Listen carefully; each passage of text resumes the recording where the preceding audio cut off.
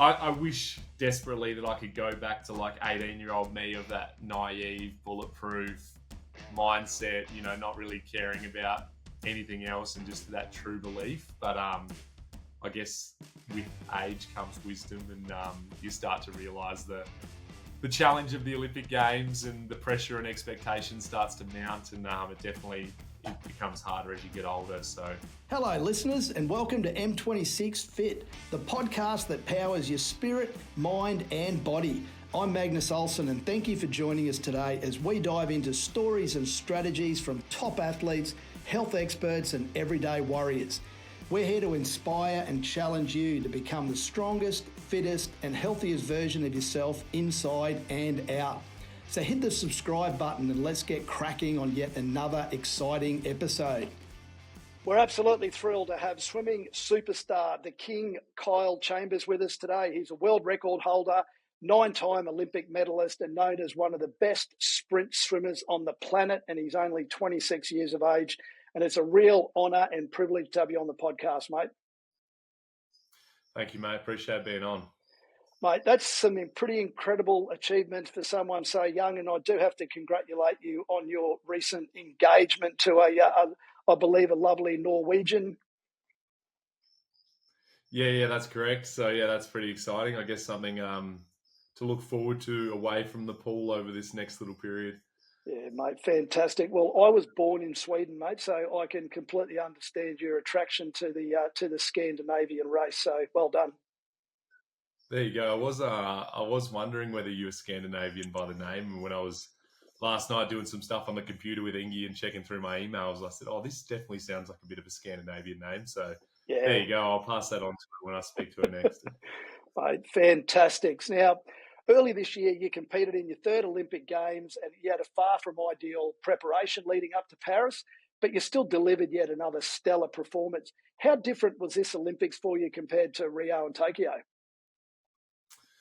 Yeah, I guess completely different. Like, they've all been extremely different. Obviously, the first one I was young, 18, didn't know what to expect in Olympic Games. The second one was COVID, so then there was, it was the stress whether it was going to go ahead. Then it was not shaking people's hands, wearing masks everywhere, no crowd.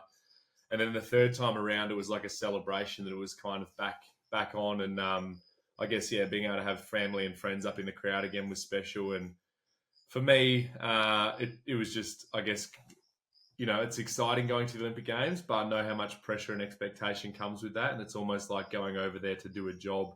And I don't feel I probably got to enjoy the Olympic experience as much as maybe I previously have. Like, I really just found out where my room was in the village, where I could get food from and where I could get on the bus, and didn't get too distracted by the whole Olympic movement this time around. So, and then as soon as the competition was done, I was out and on my way to Norway to celebrate my engagement with my fiance, and her family. So it was different in that sense, but yeah, it was definitely special, and I guess the pinnacle of my sport that we worked so hard for. So super proud to be able to have gone to a third one. Right, fantastic. Did you able just to touch on a couple of the little hiccups that you had leading up to the games? I know that one of it was your coach. Yeah, that was the biggest hiccup. I feel like at the end of last year, I remember sitting down with my coach, who I've had for the last 14 or 12 or 14 years, and said to him, I feel like I've really overcome every hurdle that swimming could possibly throw at me. I feel like I'm pretty bulletproof going into this Olympic Games, that if I was to get injured, or, my mental health wasn't at its best, or something was going on with my family, I feel like I could overcome, or the media kind of started to run me down a little bit again. I feel like I was able to, had the tools in my arsenal to combat anything that was thrown my way. And then, yeah, I guess March, my coach got moved into a different role at Sassy, and I had to do that last few months without him, which was extremely challenging because he's not only my coach, he's my best friend, my mentor, my father figure, the person I spend so many hours a week with, and someone I love so dearly. So that was an extremely hard pill to swallow, and some probably question whether I wanted to actually go ahead with the Olympic Games there for a little period of time, because I knew that I was desperate to be in Adelaide, but I knew that I couldn't be in Adelaide without Bish, because I'd been on that pool deck with him every single day of my last 12 years. So it just didn't feel right doing it without him. So then after a fair few conversations, kind of come to the conclusion that I'd move to the Sunshine Coast for those last 4 months leading into the Olympic Games and do my training up there with one of my very best mates, Ash Delaney, and his squad. And it was a perfect thing for me. Like, I kind of got forced out of my comfort zone a little bit, put into a squad that were, I guess, swimmers that were potentially, like, hopefully trying to make the Olympic Games, but probably looking up to me and idolizing me and looking at me for inspiration. So I knew that I had to force myself to kind of get myself out of that little bit of a rut that I was in, and do everything I could to be a person that can, or the person to look up to for the rest of my teammates. So yeah, that was an extremely challenging thing to go through, and something that I never thought that I would have to go through, and something that, yeah, it still upsets me, I guess, to this day that was a decision that was made, and I don't agree with that at all. Like, I know that,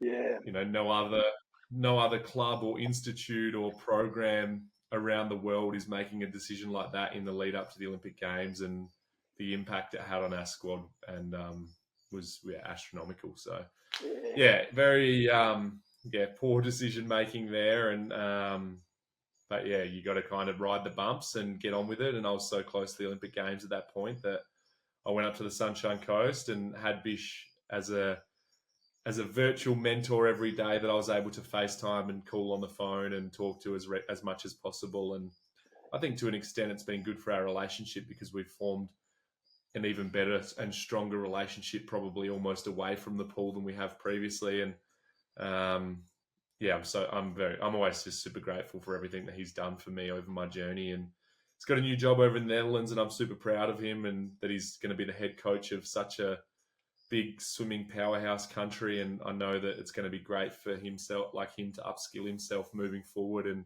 he's only going to be a better coach from taking that opportunity. Yeah, mate, I think that's a real credit to you, mate. I want to just go back to the beginning. So as a kid from a little small town in Adelaide, like, you've come a pretty long way. Do you remember where your swimming journey first began? Yeah, so Port Lincoln is actually where I grew up, which is about 7.5 hours away from Adelaide. So Yeah. so grew up in a small country town of about 10,000 people, and that's where my swimming journey kicked off for me. I was pretty lucky to have a swimming pool in my backyard, and my dad had just finished up playing AFL for the Crows and Port Power, and we moved back across to Port Lincoln, and he was jumping in the pool to kind of stay fit, and my mum would jump in and have a swim too, and I kind of always wanted to get in there and swim along with them. So I guess that's how I kind of learned to swim, and then got selected to represent the school at the school swimming carnival. Obviously, there probably was only about 6 or 8 kids, 9-year-old kids in Port Lincoln in the race, and ended up doing okay. I think I was one of the only ones that could comfortably swim 50 meters, and then kind of just took off from there. So country South Australia is where my swimming began, and it's a town that's still very near and dear to my heart. And now I'm the major sponsor of the swimming club, or a gold sponsor of the swimming club, and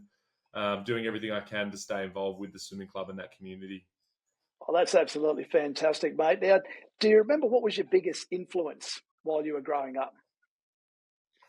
Oh, my dad, for sure. Like, my dad, being a professional athlete, I think had a lot of wisdom and skills to pass on to me, and was pretty good at driving my swimming career. Like, I think, or sporting career, I guess. Like, as much as I always wanted to be an athlete, I probably didn't really know what it took as a young kid, and he was always the person driving me to and from training, and being at all my events or competitions or whatever it was. He was always there, so I feel like he was probably my biggest motivator and driver through the early parts of my career. And then when I moved to Adelaide, I would say my coach Peter Bishop would be the next best one, and he kind of came on when I was 12, 13 years old, and has been with me ever since. So those two have been very influential throughout my swimming career.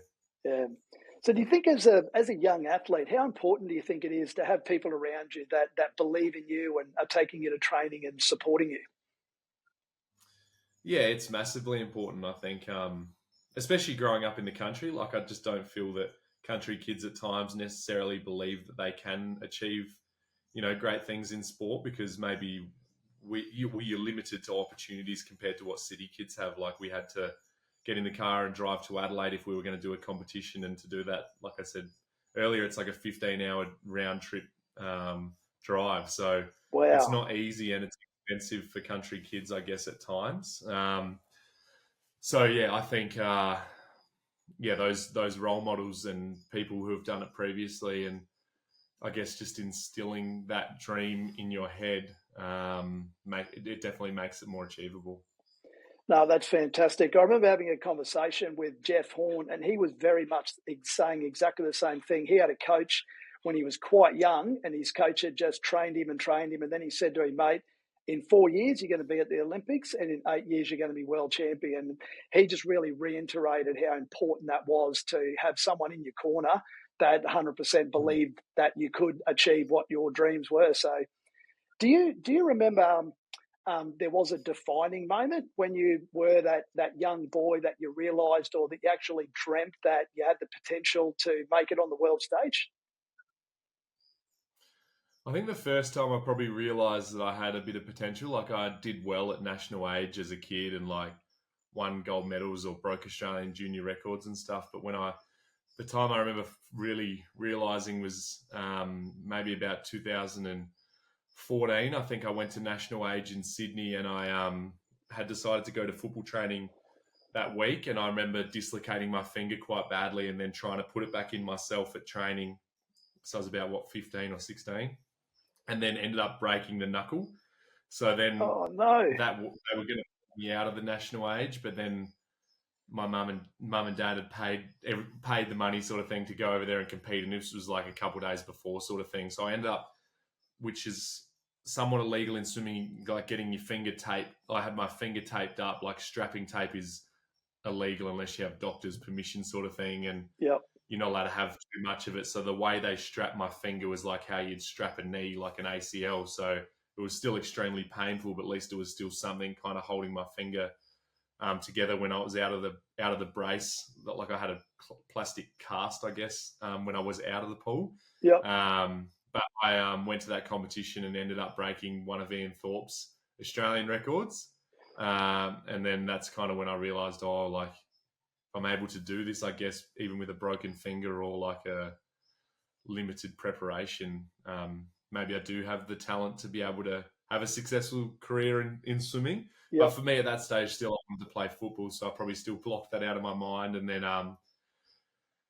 there's been a few defining moments, but I think then the following year I ended up making the Australian senior team again in Sydney. I raced and ended up slipping onto the senior team for a relay in Kazan that year at the World Championships, and again went home and played football because I always wanted to be a football player. So I played my game of footy, cracked the bone in my wrist, did the ligaments in my ankle in one game, and then had Jaco Verhaeren, the head coach of Swimming Australia at the time, and some other people kind of get in contact with me and said, like, got to make your decision now, what you're going to do. And for me, I was lucky enough to get funding through Mrs. Reinhardt that year through the Swimmers funding scheme. Yep. So for me, getting that guaranteed money as a 16-year-old, just about turned 17-year-old, was enough for me to choose, I'm going to do swimming. And then I went over to World Championships, had the greatest time of my life, realised how cool it was swimming in front of 15,000 people, and knew that that's kind of when I wanted to take it seriously and put all my eggs in the basket of swimming and see what I could achieve, and desperate to become an Olympian. So been, a couple of times where I've probably weighed things up, but they're probably the two main ones. How did your dad feel? Like him obviously being a professional footy player, and then you decided to leave the footy behind and focus 100% on swimming. Was that something that you still had his full support on, or was he a bit disappointed in you?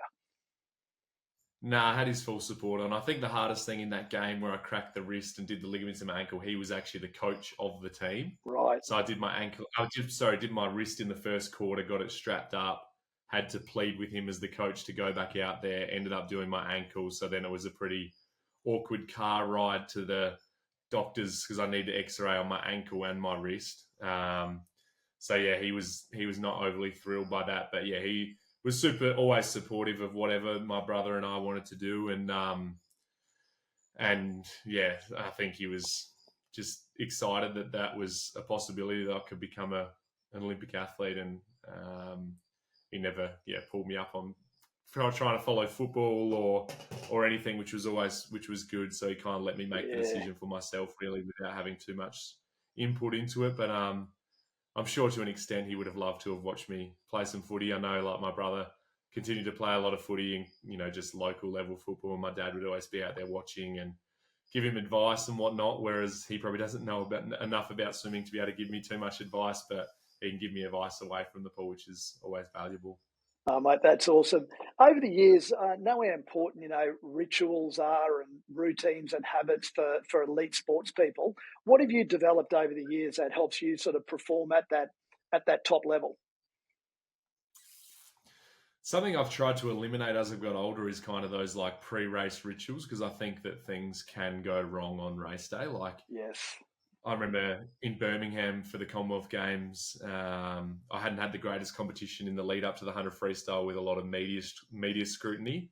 And through that 100 freestyle, it was at its worst. And the semi-final, I qualified first for the final. And then the final, I was contemplating, going home. I didn't want to be there. It was a very challenging period of time, and ended up committing to doing the race. And then I remember going down and getting on the bus, and about an hour into the bus ride, a couple of the coaches on the bus went up to the bus driver and said, "Where are you going? We should be at the pool by now," sort of thing. "You're going the wrong way." And he was taking us to the athletics stadium. So we ended up at the pool about an hour before our race, which ideally I get to the pool about 2.5 hours before our race to go through my kind of dry land exercises and chat with my coach or whatever it is. But yeah, so having 1 hour was quite stressful, but there's things like that can happen and get in the way. And I think that if you're too structured and too focused and things don't go your way, then people stress. So I'm a person that tries to stay as flexible as I possibly can and just kind of go with the flow. And I love chatting to people on race day. Like, my number one thing is to try and find someone in the marshalling room that speaks English and just try and talk to them and get to know them, and try to distract myself a little bit from swimming. It keeps me relaxed rather than, I guess, being in your own headspace for 20 minutes before you walk out. But yeah, I think I'm pretty casual at times compared to probably what some people do. And I don't know whether that's necessarily the right thing to do, but for me it's worked. And I guess everyone has to kind of work out what works for them and stick to that as they go through their careers. I think that is absolutely fantastic advice. And just on that, like, I think that's a real credit to you as well, the way that you're unapologetically yourself, and you've just found those things, I think, over the years, that we'll touch on some other stuff shortly on how your ability just to stay true to yourself and not try to be somebody else. And if that works for you, then that's fantastic. Next, I just wanted to have a chat about what probably most people don't understand about a lot of professional athletes is just the level of sacrificing and dedication that's involved for you to perform and be at the world's best. Can you just run through what a typical training day looks like for you, leading up to a competition? Yeah, for me, swimming's pretty similar all year round. We normally train about 50 weeks of the year and maybe have 2 weeks off if we're lucky. And in that 50 weeks, we'll train 6 days a week. Close to probably 50 hours of the week will be spent in and around the pool in terms of swimming, gym, physio, massage, yoga, Pilates, recovery sessions. Maybe there's, sessions where you meet with your coaches to review dives and starts and turns or whatever it is. So there's a lot of hours that goes into swimming. And for me also, like, I do a lot of sponsorship commitments or whatnot as well. So I feel like that's almost somewhat swimming too, because you're still thinking about it and talking about it. So yeah, it's a massive sacrifice for sure to get to the top, and you miss out on a lot of, I guess, personal things that you want to be there for. Like for me, my 18th birthday was just before I went away to the Rio Olympics, and then my 21st birthday was overseas, and pretty well every birthday I've had is overseas, spent with the Australian swimming team on the other side of the world, away from my family and friends. So that's always definitely challenging, is not being able to celebrate my birthday on my actual birthday like we kind of celebrate before I go away. but I miss my mum's 50th birthday. A couple of years ago, this year, as I boarded my flight to Doha, I found out that one of my very, very closest friends, he had passed away, and then that was quite challenging also because I had to get on the plane and fly over the other side of the world to prepare for the Olympic Games, and that was another point in time where I thought, well, no, I need to go home to Port Lincoln and be there with my people. But yeah, you definitely have to, unfortunately, at times it's not selfish, but yeah, make the sacrifices to succeed. And everyone's always been very understanding of that, and which is good. I've got a really good group of people in my life that understand my goals or what I'm trying to achieve, and they understand that I might not be able to go out with them on a weekend and have a few beers, or I'm going to be away most likely for birthdays, or I can't go on the boys' trips to whatever it is. Like I'm, in on my sport. So yeah, it's definitely a huge sacrifice, and you miss out on a lot. But then again, like I love swimming. It's given me so many amazing opportunities. I've traveled the world. I've got amazing sponsors I've worked with. I've had so many amazing opportunities, met so many amazing people. Like I'm so grateful for the sport and what it's given me. So I think the good definitely outweighs the bad. Yeah, so it's 100% all worth it. I think we just touched on there as well that's equally important is just that inner circle and that level of support as well. So having that family and your close friends that are very understanding, and you're not getting hated on when you're not able to attend a particular function because of a training commitment or a competition equipment. Yeah, I think it's more rare for me to say yes to something than it would be to say no. Like I think my mates and stuff would be surprised if they were to invite me somewhere and I actually said yes. Yeah. But I know that they are very grateful and get excited when I am able to do things with them. And to be fair, after the Olympics this year, I had 15 weeks off and I got to do some awesome things with my mates. So I really felt like I caught up on a lot of things that I might have missed out on over the last 3-year period into that Olympics. But yeah, family and friends is hugely important to me. Like, and having that really close circle that I really trust and know that they're in my life for the right reasons and don't care about my swimming results necessarily. Well, they do, but they're not going to leave if my swimming results don't continue to have success, sort of thing. Yep. I'm just curious, as far as back onto your training for a minute, what sort of technology age, that you have for monitoring and measuring video cameras, what sort of technology is involved in elite swimming to help you to be performing at your best?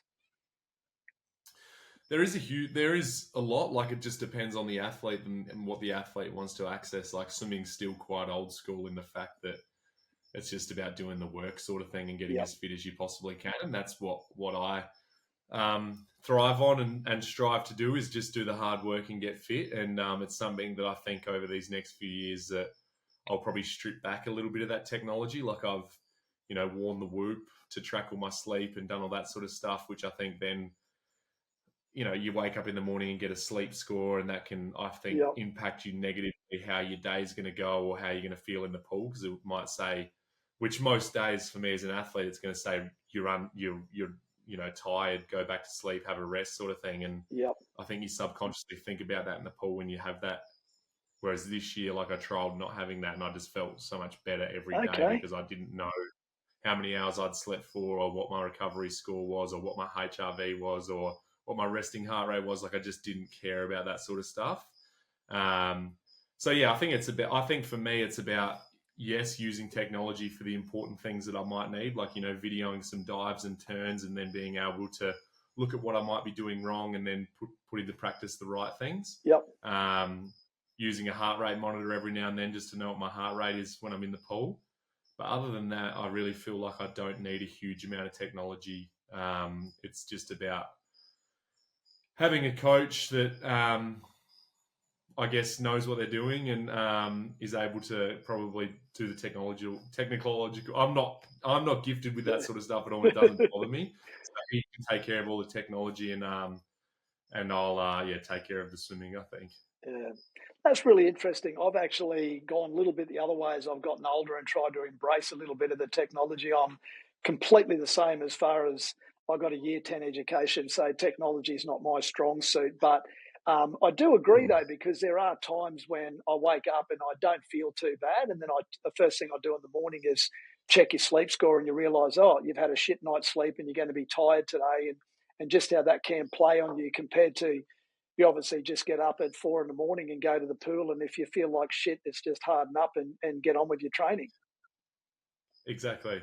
I agree Yep. massively with that. Like, I think that, like, I wouldn't have let it affect me too much. Like, I feel like I still was able to get the best out of myself, but I do feel like there's definitely athletes that would read into that far too much, Yes. and that would be all too much for them, and that's their day done, or their training session done. So, but yeah, again, like it definitely impacted me at times, and not having access to that, like I just not knowing is just so much easier for me. Like I wore a sleep Yeah. tracking data for like 6 years straight, I think. So Yep.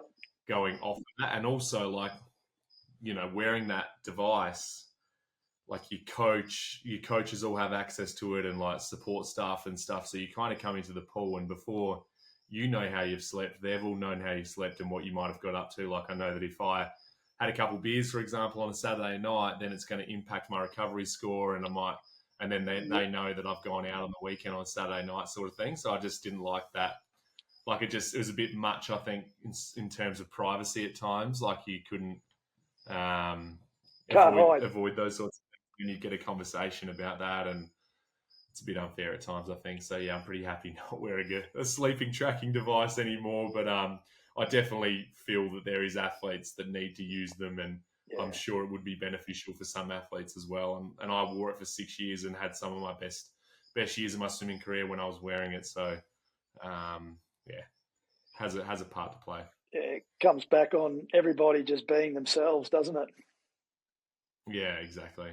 What about nutrition and supplements? Is that something that you're really big on? And I guess over the course of your career, you've been able to figure out, the types of nutrition that works for you. Yeah, that's something that like now I am very cautious with my food and what I eat, and I feel I eat very, very healthy, and constantly thinking about my nutrition now. Whereas like if I look at 2016 in the lead up to the Olympics as like a 17, 18-year-old, I was like going out for dinner with my mates quite regularly and ordering the biggest like palmy I could have. I was having McDonald's 2 days a week after gym with my mates. Like I was Yeah. constantly snacking on lollies and drinking fruit juice, and like I would eat healthy around that, but like I would eat so much junk food as well, and I could get away with it. Like I wouldn't put on weight, and I wouldn't like I needed that almost to complement all the training and hard work I was doing in the pool. Whereas now, like my metabolism I think has slowed down, and I've just got older, so Yeah. like I just can't afford or justify eating junk food, and I just put on weight too quickly now. So for me, it's all about eating as healthy as I possibly can, and as minimal as I can as well. Like I think that's where I fall into traps sometimes, portion size. Like my fiance is a very good cook, and I feel like I'm a pretty good cook at times too, but we'll cook quite a lot and then like sit it on the table, and then you sit there talking, just picking away at what you're eating, and you end up overeating. So yeah, I think nutrition's something that I do definitely focus on a lot now, just eating the healthy foods and the foods I know is going to make me feel good, help me recover, and get me right for training the next day, or help me sleep at night time. And then supplement wise, yeah, I always make sure I have a protein shake when I get out of a training session, like a hard training session. I'm lucky enough to be sponsored by Optimum Nutrition, so yeah, it means having supplements is always quite easy. So you have a recovery shake after a training session, and then after races for sure as well. In between races, always recovery drinks. One thing I just thought of, what about blood tests? Is that something that you guys get to be able to monitor, again, just how your insides are working? Is that something that's done on a regular basis in the swimming fraternity? Yeah, it is actually. I don't know whether that would be done like nationally or what, but I know that like in our institute here in South Australia, we've had blood tests. We get blood tests done very regularly just to check to see that we're healthy and how all our hormones and everything's going as well, and kind of gives you a fair gauge of how hard you're training and what's going on as well, like in terms of. So I think that's a very important thing that we've kind of done throughout my swimming career, and I guess I'm lucky to have been swimming for quite some time now, so I've got a pretty good, I guess, blood passport, so to speak, that they can kind of check back on. And Yep. if anything kind of weird comes up, we can reflect on maybe previous times where something might have showed up or whatnot, and go from there. But yeah, we get blood tests quite regularly. Yeah, no, I'm a massive believer in it as well. And it probably just comes back a little bit we were saying earlier. It's you being you, and your blood's your DNA, and that's exactly how your body's dealing with however and whatever. And you can adjust all of your supplements and all of your nutrition to suit. Now, you mentioned before recovery, and I know that as I've gotten older, and my son even pointed out to me, look, listen, Dad, he's 31 years of age now, and was a bit of a budding athlete a few years ago, and he'd say to me, "Oh, Dad, it's all about recovery now. As I'm in my late 20s, I'm not 18 anymore." Have you obviously found the same thing from when you first started your career and you're winning Olympic gold medals at 18 years of age, that now your recovery is a lot different to what it was back then? Yeah, for sure. Like, I think it's very unfortunate that does happen, but over these last few years, yeah, I've definitely felt my recovery rate slow down massively. Like, as an 18-year-old, I used to be we had to back up sessions day in, day out, like it was going out of fashion sort of thing. And then, but now, like, we have to be a bit more targeted to what sessions I'm hitting each week and how much volume I'm doing, and then prioritize rest and recovery as well. And I think that's something that I need to majorly sit down with my sports physiologist over this next, few weeks before I kind of get fully back into training as of January 1st, and kind of work out and prioritize recovery. And I had a little chat with him the other day, and he said, as you get older, it's all about training smarter, not training harder. Whereas as a kid, it's the opposite. It's all about training hard, I feel. Like, Yes. I think as an 18-year-old, I've prioritized, training as hard as I can. Like, there was days where some days leading into Rio that I was doing 3 sessions a day, Incredible. and training as much as I possibly could. Yeah. Whereas now there's just no way I could possibly do that. And it gets frustrating at times. Like, I know, like, swimming's one of those sports where your body goes through adaptation quite regularly. So I'll feel like you just actually can't swim sometimes. So it's just about, for me, we'll normally do 3 weeks of hard training and then a week of easy, like a recovery week. So I might do, say, 40 to 50 kilometers a week for those 3 weeks, and then drop right down to between 25 and 30. So it's quite a significant drop. And it's just to try and force my body into that adaptation and get a recovery week in before we start working again. But yeah, it's something that I need to probably sit down with a physiologist over this next little period and actually discuss and learn to take a bit more seriously, because I think at times still I want to push and push and push as hard as I can, and I end up just fatiguing out, burning myself out. And the hard thing is now I'm training with, these young guys that are 18, 19, 20 years old, and there's no one my age in the squad, so no one else is feeling how I'm feeling. So they probably just think I'm being weak in training or whatnot. But yeah, definitely starting to feel it as I get older. And I've had surgery on both my shoulders and my ankle, and I've got a degenerative spine. So my body isn't as good as it was as an 18-year-old either. So I definitely feel it after a training session. Mate, and I can say 100% understand, mate. I'm 55 years of age, and it's exactly the same. I still run around with a few of the younger blokes, and yeah, I certainly don't pull up the same, that's for sure. What about, I know with footy teams, after they've had a game, they sit down and they're really big on the evaluation and the reflection, video sessions to see what's working, what's not working. How often do you personally do that during your training?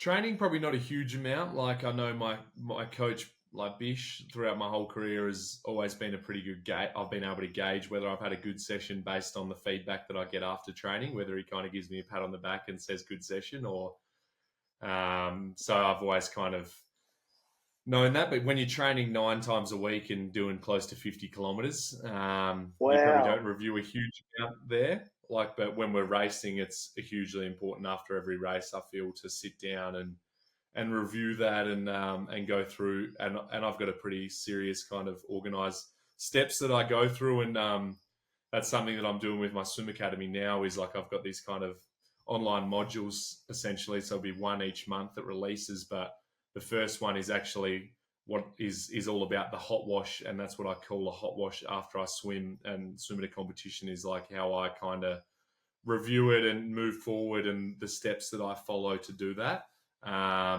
And then, resetting my goals, and then how I identify my strengths and weaknesses. So that's the first module. And I think that, I'm really proud of myself with how detailed I go into a lot of those sorts of things. So I feel it's really important to put that out there on the internet for the next generation of swimmers, or not even swimmers, of athletes, of how I go about as an Olympian, and what's worked for me throughout my career. So all of these kind of topics we're discussing in these podcasts are, I've put a lot of time and detail into each thing. So like nutrition, for example, or recovery, like I've written out all this stuff and talked in depth about it all on these online modules. So it's I'm excited to share all that information I've definitely learned.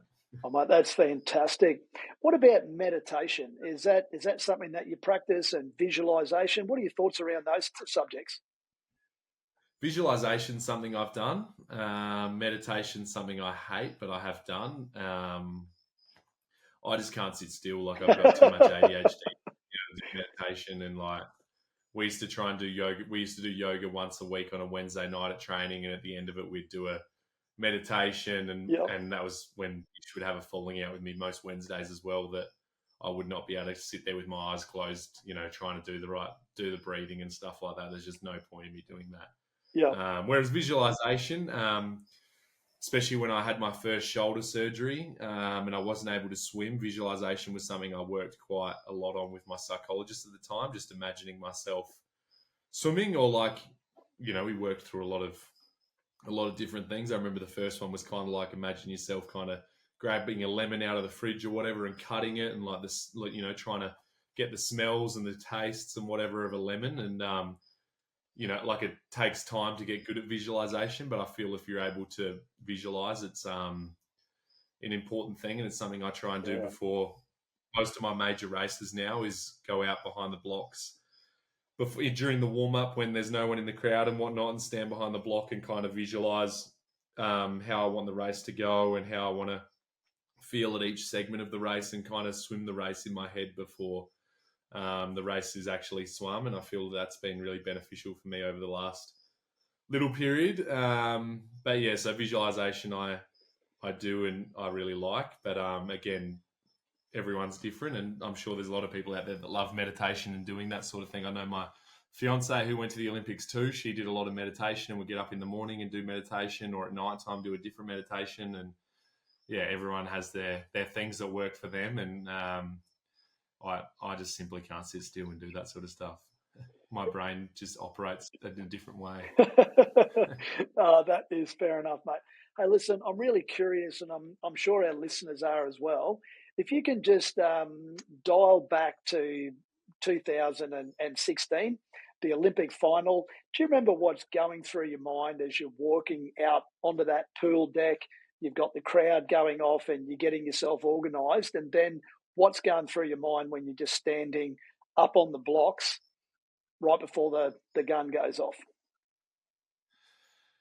For me, I guess I was probably pretty naive and truly believed I was going to win in 2016. Like, I'd been pretty successful through my childhood swimming career. Like, I hadn't lost too many races. So for me, it was just another race, and I truly believed and thought that I could win. I didn't follow swimming growing up, so I knew Nathan Adrian, obviously, who was in there, the American guy, and I knew Cameron McAvoy because he was a teammate of mine. But other than that, I didn't know any of the other swimmers, and it was my first time racing internationally at the senior level. So for me, it was just probably a naive and bulletproof sort of mindset that I believed I was going to win. So I walked out pretty confident and pretty excited. Like, it was my first time swimming individually in front of, 15 to 20,000 people. I don't know how many people exactly were in that crowd. So it was pretty loud, and there was a Brazilian in the final as well. So I made it extra loud. And for me, it was just, trying to, I guess, stay calm a little bit, but I just backed myself in and fully believed that I was going to win that race. And I think my coach did too. He wasn't there, but I remember like speaking to him just before the race, and we worked on a race plan for trials was April. The race was in July or August, and end of July, early August, and we kind of work on that race plan every single day, and the times and the stroke rates and the splits and how I want to swim the race. And I guess before the race, he didn't have to tell me anything. I remember, like, it was one of the very rare times that he hasn't given me any sort of advice or what I need to focus on or cues and tips. He just said to me, "Fuck him." That's all he said. Yep. So I think for me, that gave me confidence too, because it made me think, oh yeah, he believes I can win as well, sort of thing. And I guess the hard thing is you're full of caffeine as well. So the hardest part is actually going into the take your marks position and trying to stay still so you don't jump early or shake on the blocks and react. And during that period of time, actually, I was going through a bit of growth spurt and growth pain. So I kept getting really bad cramps through the arches of my feet. So before each race or training session, I was getting dry needling in the arch of my feet, which killed. It was like the worst pain I've gone through, I reckon. Oh, no. And just trying to get everything loosened off. So, and that happened in the race. And like, that was something I was thinking about on the blocks too, was just thinking like, oh shit, hopefully my feet don't cramp up in this. And so, yeah, I think, I wish desperately that I could go back to like 18-year-old me of that naive, bulletproof mindset, not really caring about anything else and just that true belief. But I guess with age comes wisdom, and you start to realize the challenge of the Olympic Games and the pressure and expectation starts to mount, and it becomes harder as you get older. So, but yeah, I would kill to be able to go back to that mindset for sure. I can only just imagine that as well. So, and do you recall during the last 50 meters of that race, what was going through your mind, and could you see the other competitors, and when did you know you're actually going to win, or did you know you were going to win? For me, on the way out, I was breathing towards the main part of the field that had like Nathan Adrian and Cameron McAvoy, and on the way home, I was breathing towards a Canadian guy, Santo Condorelli, who turned about 2 body lengths in front of me. So I was a long way behind. And I guess for me, again, I was so confident of my back end because I'd worked so hard. Like, I truly believed that I was the fittest person in the race because of the training I'd done. And I love, especially then, I still love it, but like when the lactate starts to burn and your body wants to, or your mind wants to give up, being able to kind of rise above that. Yeah. So I guess at that stage, like, and that age, when I kind of got to that point where my body was starting to fatigue and the lactate was starting to burn, it was like all about, all right, let's win this challenge. And I could see myself catching Santo, but I didn't know exactly where I was in the race until you kind of touched the wall. And I knew that I'd beaten at least the guys on the right of me, which was 3 people, but I had no idea where the other 4 guys were on the left side of me. And like I said, I had the main guys on that side. So for me, like I said, I believed I was going to win the race, but you don't ever know, I guess, until you touch the wall and see that number 1 next to your name. And that was, definitely one of the best feelings I've ever had in my life, and something that has motivated me to have that feeling again. Like, I've been to 2 Olympics on the back of that, and I've never been able to have that feeling again, sort of thing. So, and who knows, it might be the only time I ever get to have it. Like, I'd be desperate to win a gold medal again at the Olympic Games, but it's becoming more and more unlikely as I get older. So it's something I'm super proud of, and a feeling that I is indescribable, really. Like, it's I guess what you dream of as a kid is being the best in the world at a sport or whatever it is, and to be able to feel that was incredible.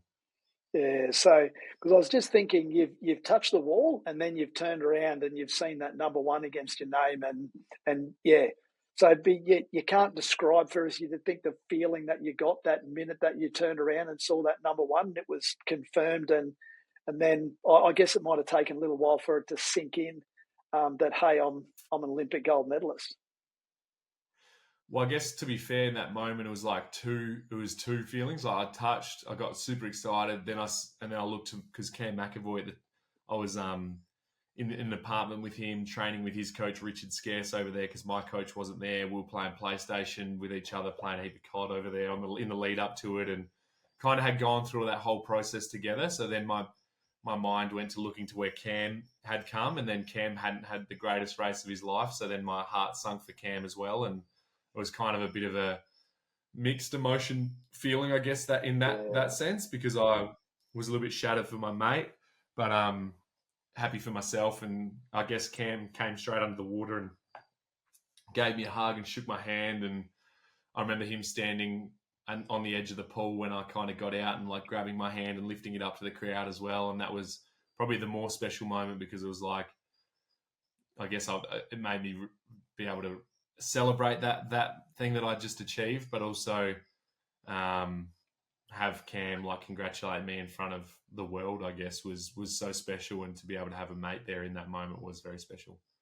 Yeah, mate, that is absolutely epic. Now, they say that adversity builds character, and I know that you've endured more than your fair share over the years.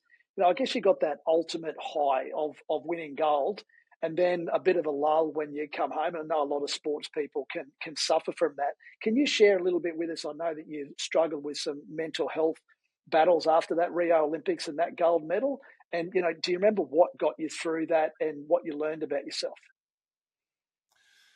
Yeah, I guess for me, I went away as a just turned 18-year-old. I think I might have been, just turned 18. And, I could go down to Glenelg or anywhere in Adelaide and no one knew who I was, and I could, just be a normal kid. And then I came back, and I remember my mates picking me up from the airport, but just all the media straight away at the airport, or like meeting the Prime Minister off the plane. And then my mates picked me up and we went straight out to get food in Glenelg, and it was like every single person stopping me, and went to one of my favourite restaurants, and they were like, oh, we'll give you free food. So then I was eating free food at my favourite restaurant. And then the next week I was overseas, like doing photo shoots in Marseille and getting stopped like in England and France and wherever I was, Germany, for photos and signatures and stuff. And then back of a car on grand final day, getting driven out with all the, the Brownlow medalists of that year and all the retiring players, and signing sponsorship deals, and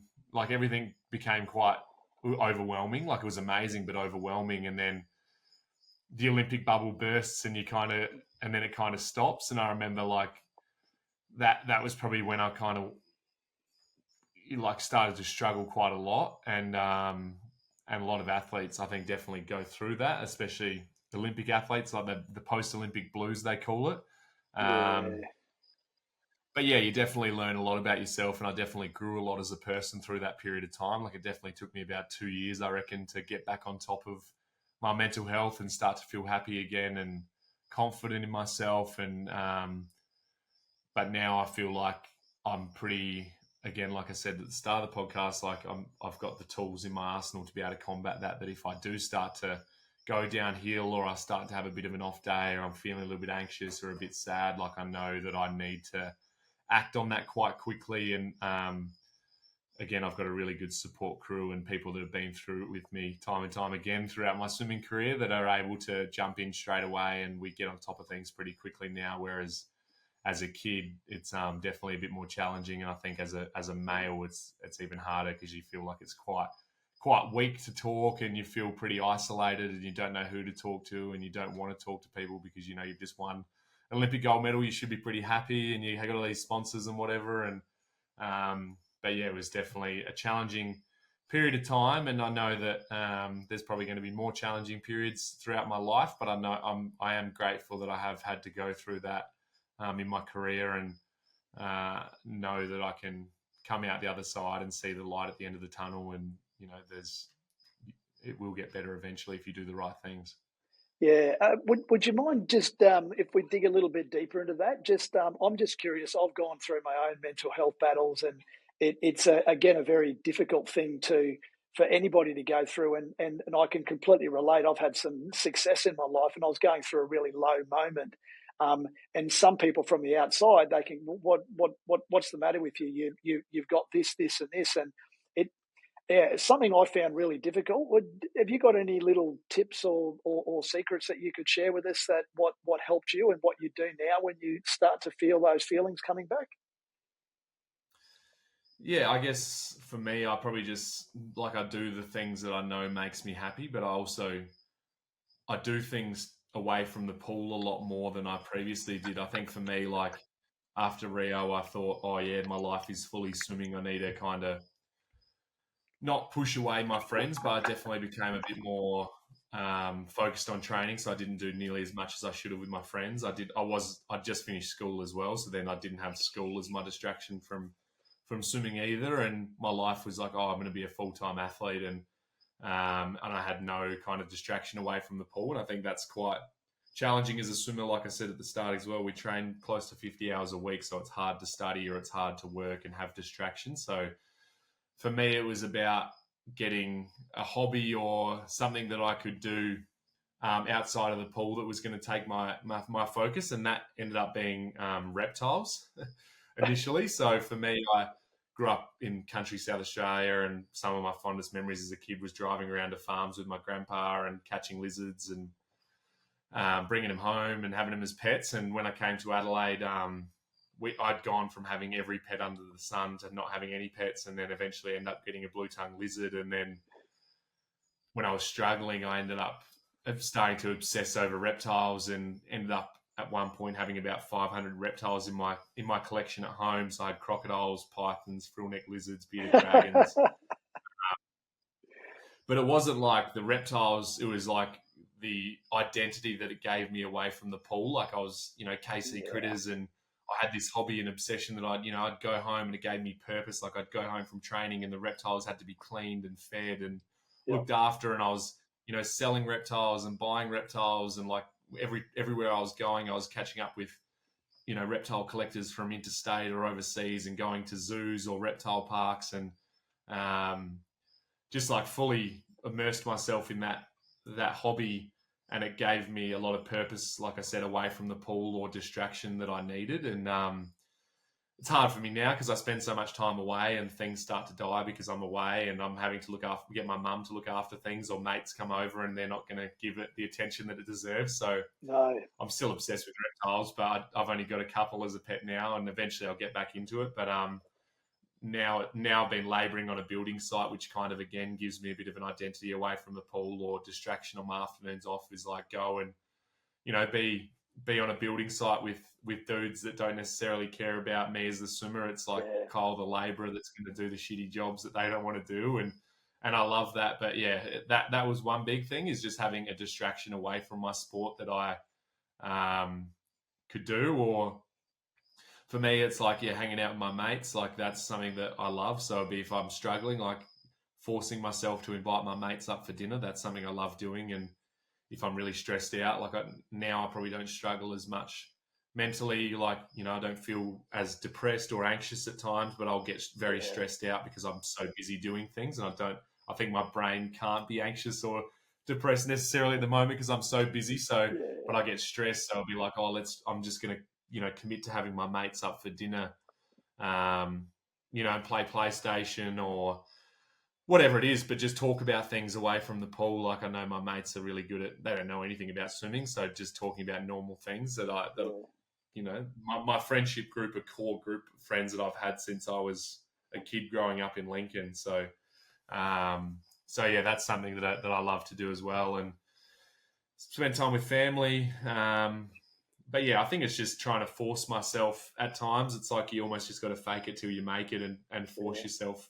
For me, it's just forcing myself to do things that when you're sad and down and out, it's very hard to be motivated to get up and do things. But I think you've got to force yourself to get out of bed. You've got to force yourself to get out in public or talk to people or whatever it is, and do things that kind of is going to fill up your buckets. And obviously working on myself physically all the time in the pool, but working on myself mentally and emotionally is just as important. And I've definitely got a lot better at doing that over the years. And I think obviously also talking about how you're feeling to people and being honest as well. So I think if you show that sense of vulnerability, people are more inclined to be vulnerable with you also. And your relationships that you have in your life become even more special because you can be vulnerable with the people you love most as well, which I think is quite rare for males and male friendship groups.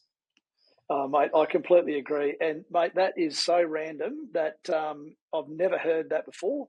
Your fondness of reptiles. I'm the complete opposite with reptiles. They scare the shit out of me, but I can relate to the building sites because I spent most of my life on construction sites, and getting back there and smacking a few nails in and building a few things is something that I do get a lot of relaxation out of. So, yep, relate to that one. What about injuries? You mentioned before, I know you've done both your shoulders. Which one of your injuries caused you the biggest setback, and how did that affect you mentally? My first shoulder was terrible because we just didn't know how to deal with it. Like I did it in March of 2020. They tried to cortisone every different part of my shoulder to see whether that would give me relief. And it might give me relief for a week, and then it would be back to hurting. And then I'd do an extended period of like 8 weeks of just face down snorkel kick, and then try and build the shoulder back up. And I wasn't able to race or train or do anything. Like shoulders are very important in life. When you're washing your hair or brushing your teeth or driving or drinking a cup of tea, whatever it is your shoulders are used for. So I was constantly reminded that I was injured and sore, and I think again that broke me down mentally and emotionally and physically obviously as well. And that kind of dragged on for months and months and months, and we just couldn't seem to get it right. Like I was going to the Gold Coast and getting where they like suck your blood out, put in machines, spin it around, and then insert the plasma back into the torn part of my subscap. And that did repair my subscap, but again, painful and something to go through, and still didn't help. And then it got to November until when they finally decided to have surgery. So yeah, from March to November was trial and error, trying to get it right with physio and avoiding surgery. And then we decided to do surgery in November, which was end of November, so early December almost, which is pretty close to the Olympic Games in 2021, and then had to rehab that, and then wasn't really up and firing and swimming properly until about March once I'd rehabbed it properly. So I kind of had a year to go through that first shoulder, whereas when I did my second one, I knew that it was exactly the same as my first one, and I called the doctor because I was overseas in Europe at the time, and called the doctor and just said, please just book me in for surgery. This would have been, I had one more competition to do, so I got a couple of cortisones in Eindhoven in the Netherlands, and called my doctor and just said, book me in for surgery as soon as you can, and raced those 2 days of competition, and then flew home the very next day and got surgery straight away on the shoulder, and again had to go through the whole rehab thing, but at least I knew I was better at doing the rehab because I'd done it previously with my other one. But yeah, I think shoulders for me was definitely the most challenging. Yeah, I haven't done any shoulders. I've had ACL in the knee, but yeah, I know that the shoulder is is the most complicated joint in your body. And mate, hats off to you for taking the second one better than the first one. I know that if I did mine again, and knowing what I had to go through, I'd find that quite tough to deal with, mate. Let's just change gears a bit. I was thinking social media, massive thing nowadays, and obviously you're a very high-profile athlete. How do you go about managing the expectations around social media and your fans?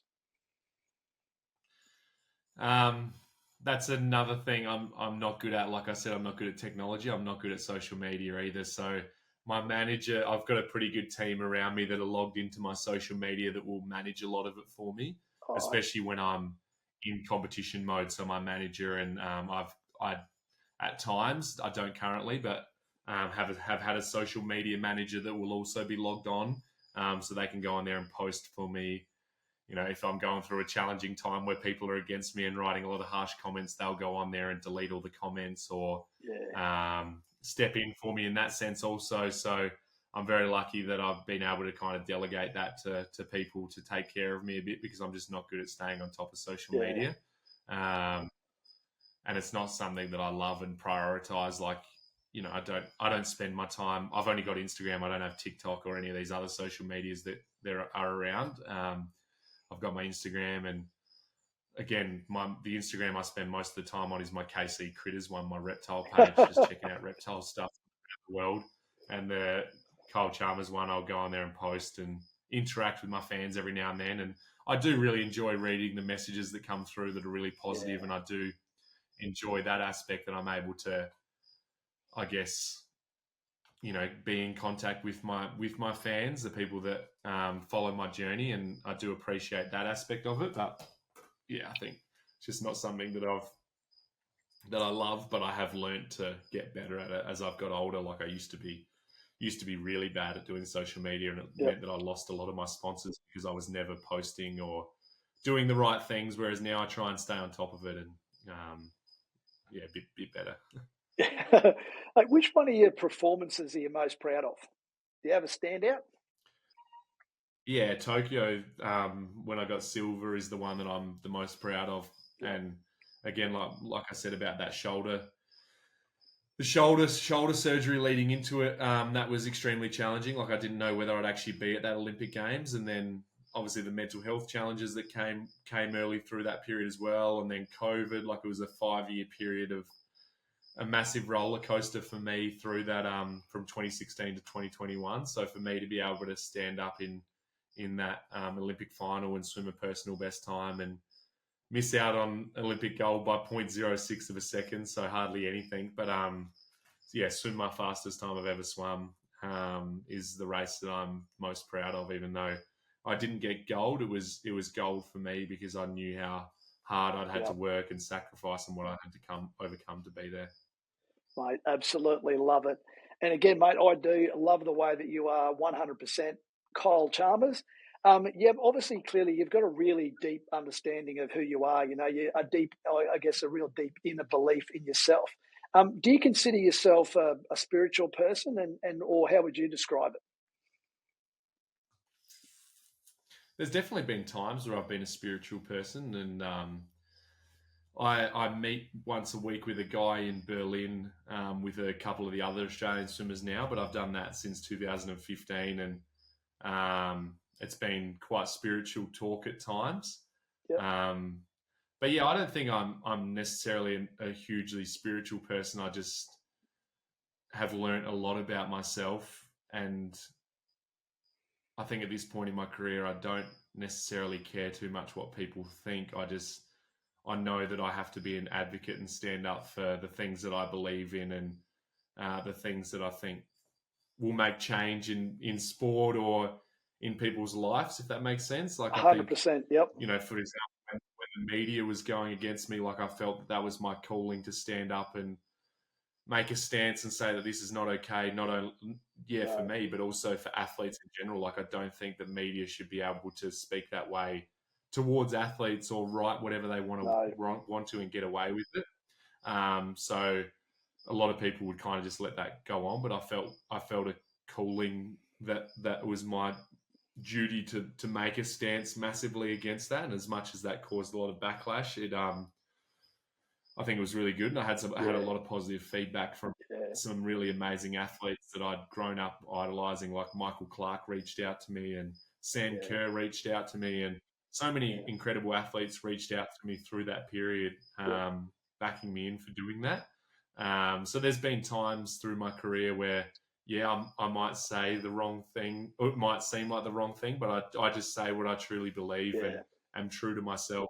I don't want to be a person that, is robotic and says what everyone, what you're supposed to say, sort of thing. I actually want to be relatable, be human, and say, say what I believe in. But I don't think that I'm necessarily too spiritual. I'm just very true to myself.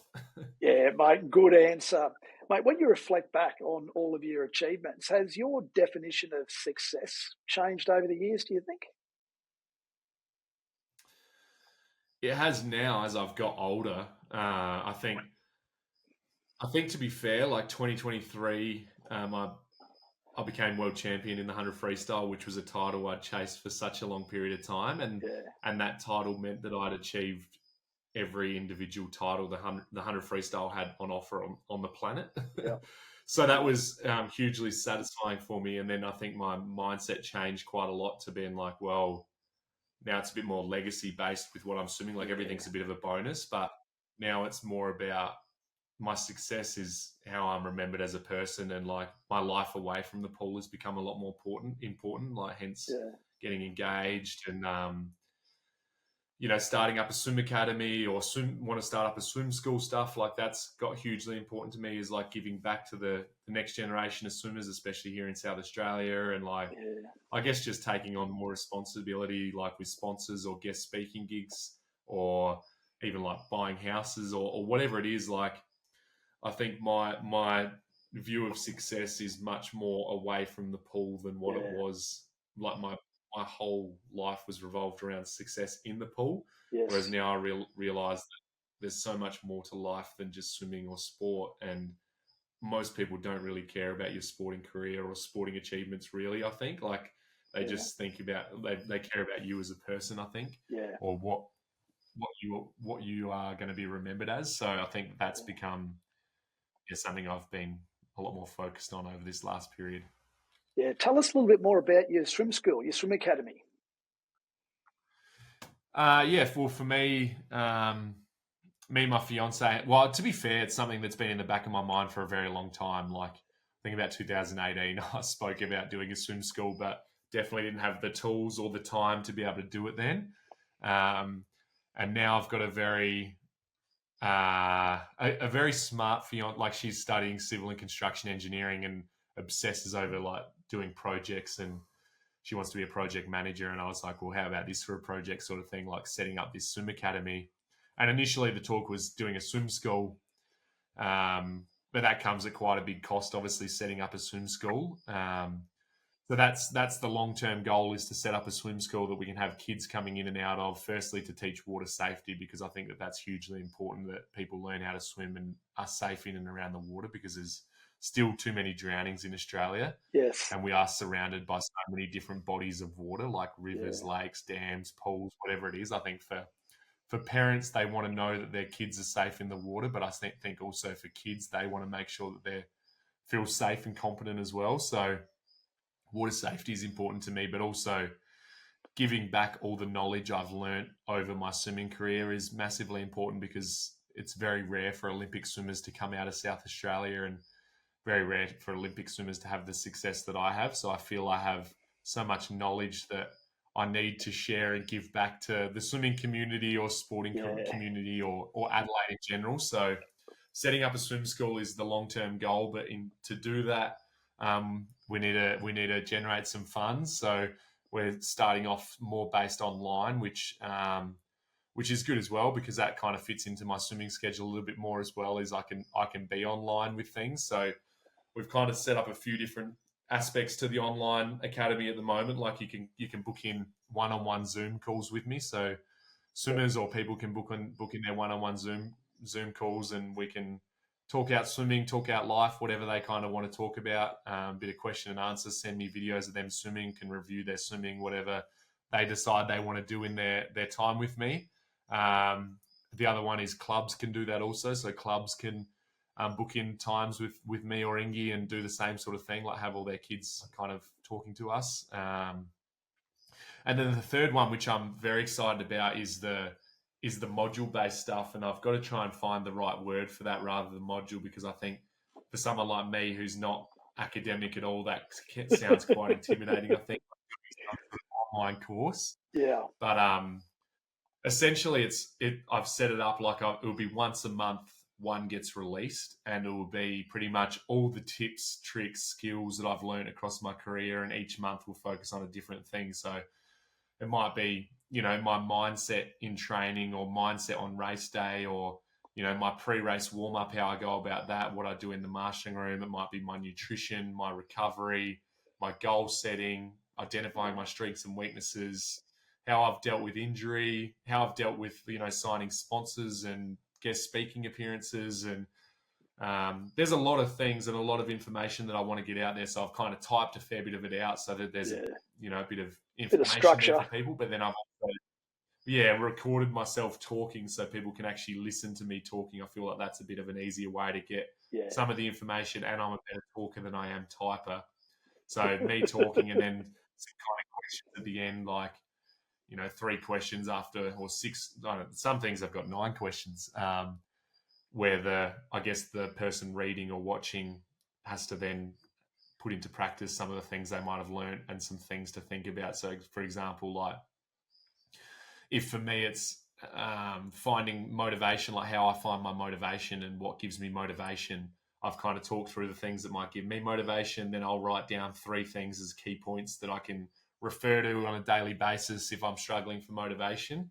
And then I think it's important for then the person who's reading or watching to then identify 3 things that might give them motivation. Because again, like we said a few times, everyone's different. So yeah, that's how the online, that's a subscription-based thing. So that's how the online academy thing works. And we're still trying to get that up and running. Like it's only been up for about a week and a half or 2 weeks now, but we've had some really positive feedback. And it's just about, I guess, getting people subscribed and on there and being able to explain what it actually is. So this month, we've put the first month up for free so anyone can subscribe to. So if you're curious to learn all these tips and tricks I've learned, you're able to go on there, subscribe for free this month and use the code Chalmers on checkout, and that'll give you the first month free. And then hopefully people understand it a bit more and are more inclined to be on there. But yeah, we've had quite a few people get on there and quite a few people booking Zoom calls. So I'm going to be pretty busy talking to people on Zoom calls over this next period. But it's a good time to do it. I guess we've put out gift cards so families and stuff can buy gift cards for their kids, and kids can book in Zoom calls. And this is kind of the start of people's swimming seasons where state champs start up and nationals start to go. So yeah, really looking forward to getting stuck into that. And again, it's given me a lot of purpose away from the pool, and I'm spending every spare minute I have of writing out all these modules and doing everything I possibly can, but it is rewarding giving back. I think, mate, that is an absolutely fantastic initiative, mate. I love it. I might actually have to jump on there myself, as probably I could learn a few things. I'm not exactly renowned for my swimming prowess in any stretch of the imagination. If you could just shoot me over the details for that, we'll put it up on the show notes for our listeners. Yeah, that'd be awesome.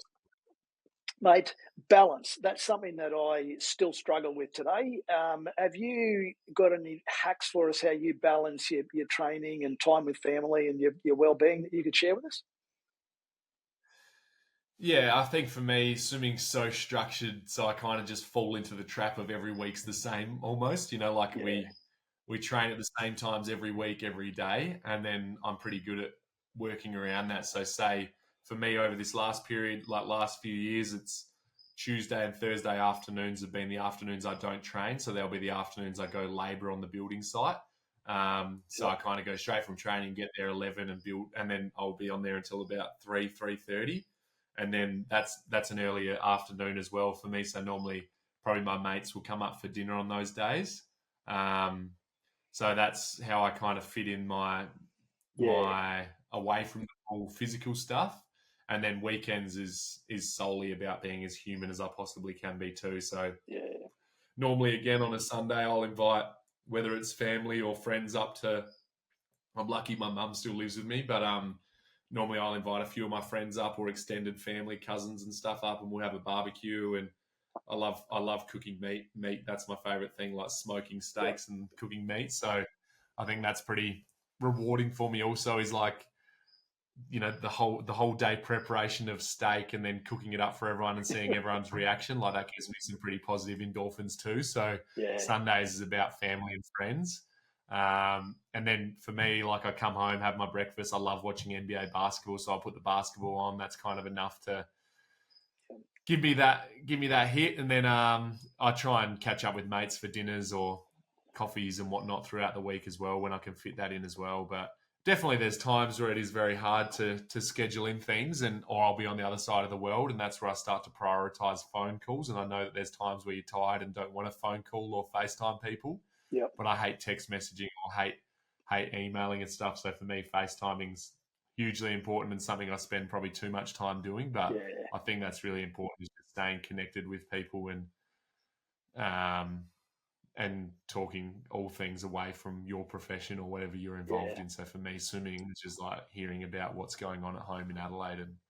And they're kind of my things that work for me. And whenever I can fit in a day fishing, that's pretty important. Whenever I can get back to Port Lincoln and see all my mates and my grandparents and extended family over there, that's hugely important. And I try and prioritize doing some of those things, sort of once a month as well, like kind of having a day to myself where I do either go back to Port Lincoln for the weekend and do a swim by myself over in the in the leisure centre there, or take my boat out and go fishing with my mates on the weekend. And so yeah.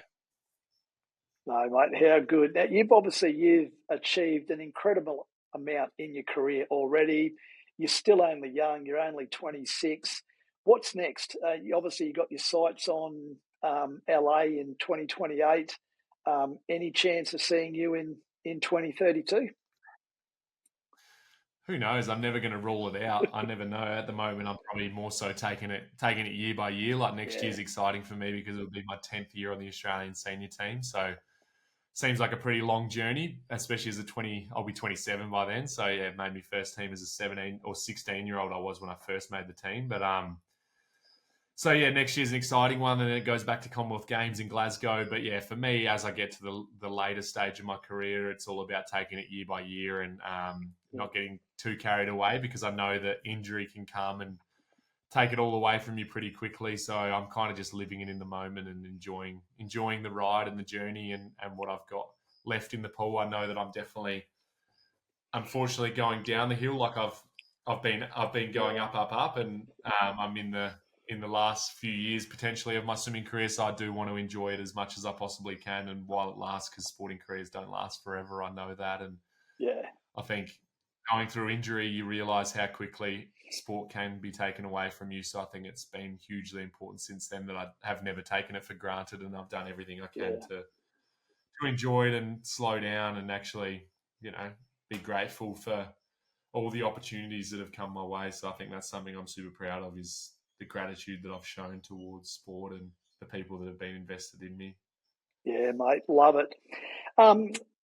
We got our listeners out there. There's a plenty of everyday warriors. What's the best advice that you think you could just give the average punter out there? The best advice? Yeah. Very hard. I've never really had that question thrown at me for like the general punter. Like it's always, what's the best advice you'd give to a swimmer? And I know that one pretty good. I think my best advice for an everyday person is just, like I just said then, is just actually slowing down and enjoying things and being grateful for it. Like I think we live such amazing lives. Like we're very, very lucky. Like I think it's very easy to be jealous and look at, something that you're missing out on or something you might not have. But I think if you slow down and realize how lucky we actually are, there's always things to be grateful for. And that's something that I do a lot of, actually, is every day is just writing down 3 things that I'm actually grateful for in that day. Because there's definitely days where I might be like disappointed or angry or annoyed or sad or whatever it is. And I think it's just a good way to reflect and be like, I'm grateful for my coach coming to training. I'm grateful that I didn't get all the red lights on the way down to the pool today, or, grateful that I came home and the house was clean, or whatever it is. I think there's things you can always find to be grateful for. And I think living with gratitude is extremely a good way to live. And I think it's really good for your mental health as well, and your well-being. But yeah, just slowing down, being grateful and enjoying your life rather than kind of rushing, working so hard, trying to have success and burning yourself out. Yeah. Mate, that is great advice. And they do say, don't they, that you can't be grateful and depressed at the same time. So, yeah, it's the little things, isn't it? Absolutely. I think if you are definitely feeling a bit depressed, like it definitely snaps you out of it, even if it's for that 30 seconds that you are reflecting on the things to be grateful for. But I think it's important and something that people should definitely do as much as they can. All right, mate. Last little question now before we get on to the quick fire questions. You've got a bit of body art that I think we're all aware of, mate. Can you just share the meaning behind that for me? The meaning behind that, I guess for me, I got a few tattoos on the back of Rio. Like I got the Olympic rings tattooed. Actually, that's a lie. I had tattoos before that. I got my swimmer number tattooed on me, so I'm the 761st person to represent Australia in swimming. So I got that tattooed on me. That was one of my first ones. Then I got my postcode to where I grew up in Port Lincoln and a shark, because they do shark cage diving there. So that was another thing I felt pretty important. Yep. Just to, when I'm on the other side of the world, just be able to kind of reflect on and, always be reminded of where you come from. I think that's always something that I'm proud of, is Port Lincoln. So, and then when I came back from the Olympics, I got the Olympic rings and got the Olympic motto and 31st Olympics on my wrist. And then from there, it just kind of took off and ended up becoming pretty good mates with a tattoo artist. Like he's one of my best mates now, and I've been pretty lucky. He's looked after me with quite a few of my tattoos. So if you've got a mate who's a tattoo artist and is always messaging you saying, "Do you want to come in for tattoos?" I was going in a lot, and then my brother started to go in a huge amount as well. So it kind of became a little bit of a thing between me and him. Not necessarily who was the most tattooed, but we'd go in together and get tattooed. And he moved away to the army, and that was probably a good thing because as soon as that happened, I started not getting any more tattoos. I haven't gotten any for a while now, but yeah, I think a lot of them. I definitely started off with a lot of them telling a story, and as I probably ran out of ideas and just got obsessed with kind of filling up my body with random things, then yeah, I've got some random tattoos that I probably, not that I regret, but if I had my time again, I probably wouldn't have got. But yeah, I guess now it's a bit of an identity, and I think also when it comes to swimming, like you all walk out behind the blocks in your racing suit, your cap, your goggles, like everyone looks the same. There's no like background story being presented over the commentary, or you're not making rivalries or anything. Like it's a pretty dull sport in that sense. So I think for me, I've always prided myself on trying to stand out a little bit, like and be me. Like I've got my earrings, you know. I've had the white mohawks at times. I've got a mohawk now. Like I've had the bald head. I've had all the tattoos. Like I try to be not unique, but I try to just represent my personality and be me. Like I know I'm a different person. I'm probably a bit of a weird person at times. So I think, but I'm proud of myself, and I guess tattoos is something that, you know, I'm able to tell my story through my tattoos, which is cool, but also it helps me stand out, and my grandma and grandpa will be able to pick me out of the TV pretty quickly. As much as they hate the tattoos, they'd notice which one I am in the water, pretty quickly, I think. Yeah, I think that is, again, mate, just fantastic. Unapologetically you, so that's fantastic. All right, mate, let's jump into these quick fire questions. You ready? Yeah. All right, who's the most talented swimmer that you've ever competed against? Caleb Dressel. What do you think about when you're doing laps at training?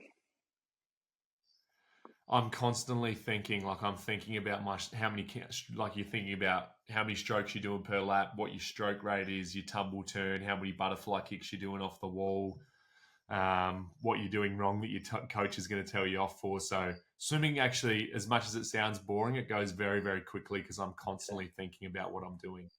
You got try not to let my brain wander too much. Yeah. What's your favourite nickname?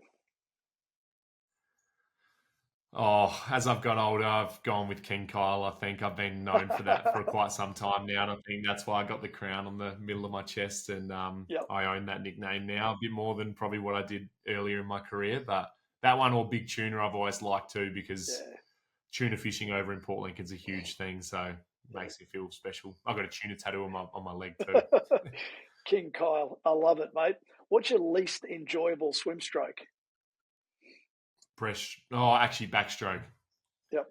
And what goes through? It was always breaststroke. Backstroke. Sorry. Yeah, sorry. What goes through your mind during a race? Again, thinking about what I need to do to execute the best possible race. Like it's 47 seconds, but you break it down into every single second. So I'm thinking about all those things that I described before in training. Yeah. What's the most used app on your phone? Fantasy basketball. If you weren't a swimmer, what sport would you pursue? I would have pursued AFL for sure. Yeah. What's your favourite food? Steak. One word to describe yourself.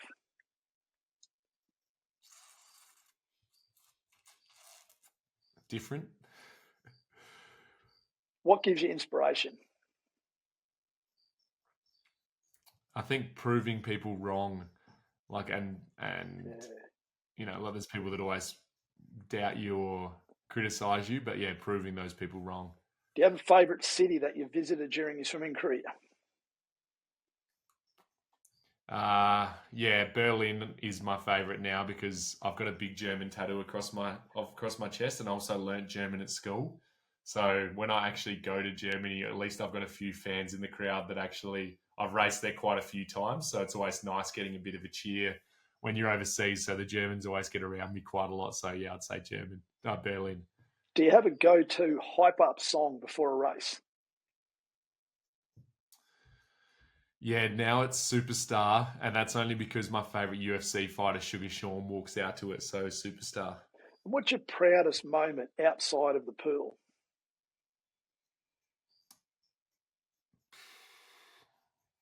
I think getting engaged is something that I'm super proud of, and hopefully getting married tops that. And what's one thing that you must possess to be a world champion in any sport? Self-belief. Yeah. And if you could race against any swimmer in history, who would that be?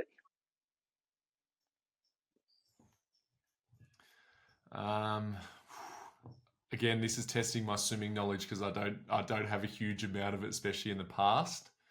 I've been lucky enough to race against some amazing athletes. Like my first Olympic race was against Michael Phelps, so that was cool. Yeah. But I'd probably say, I guess Ian Thorpe. Like I got compared a lot to Ian Thorpe as a kid coming up, and broke a lot of his national age group records. So I would say, yeah, getting to race in that era of the super suit with Ian Thorpe by my side, I think that would have been a good race. Probably in the 100, he would have smoked me in 200 or more. But yeah, I'd love to watch that. What's the best advice that your coach has ever given you? Probably, again, just believe in myself. Yeah. And one word to describe the feeling of winning an Olympic gold medal. Indescribable. Yeah. Your favourite way to relax after a meet? Probably, firstly, is eating KFC. I love having KFC after the competition's done. But back in either Port Lincoln or the Sunshine Coast, like I always find it important to go back to a place that I can fully decompress in. Like the Sunshine Coast is where my best mate and he's got a couple kids and family live, so that's a really special place for me. But Port Lincoln, where my grandparents and family are, is also a place I'd love to be after a competition. Nice. And what's one superpower that you wished you had? Maybe if I was like some sort of robot that didn't have any injuries, I think that would be quite nice. That would be if I could go through my career injury-free, that would have been beautiful. What's your all-time favourite movie? The Hangover series. What's a hobby or a skill that you'd love to learn?